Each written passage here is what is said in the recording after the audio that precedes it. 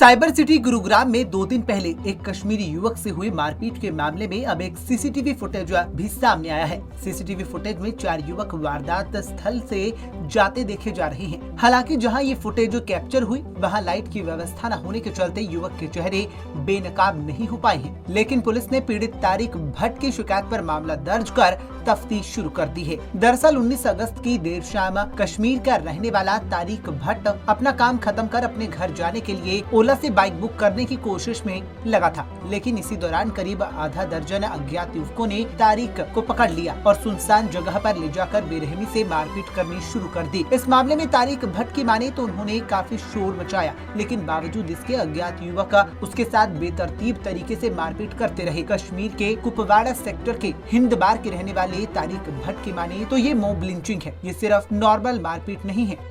परसों शाम को मैं ऑफिस से निकला, तकरीबन 7:30 बजे का वाक़या है ये।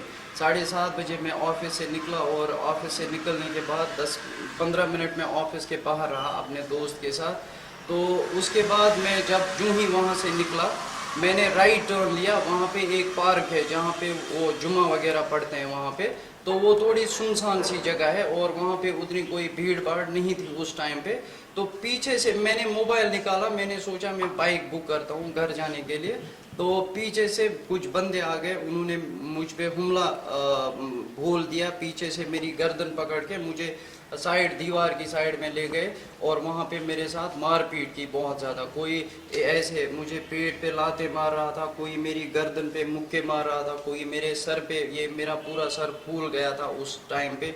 और कोई कि एक ने मेरी गर्दन पकड़ी हुई थी, दूसरे ने मेरी आंखें बंद की थी। मैं बस चिल्लाता रहा, मैं उनसे पूछता रहा कि आप कौन हो, क्या क्यों मुझे मार रहे हो, लेकिन उन्होंने कोई रेस्पॉन्स नहीं दिया और मेरे साथ कोई बात नहीं की। आखिर में एक बंदे ने वहाँ पे मेरी ये टी शर्ट ऐसे खींच ली थी, क्योंकि वो स्ट्रेचबल थी और वो ज़्यादा स्ट्रेच हो जाती है। दूसरा बंदा थोड़ा रश में आके उसने मुझ पे, मैं ये नहीं कह सकता कि वो चाकू था या उसके हाथ में स्क्रू ड्राइवर था, उसने मुझे उससे कोई शार्प सी चीज़ थी उससे हमला कर लिया।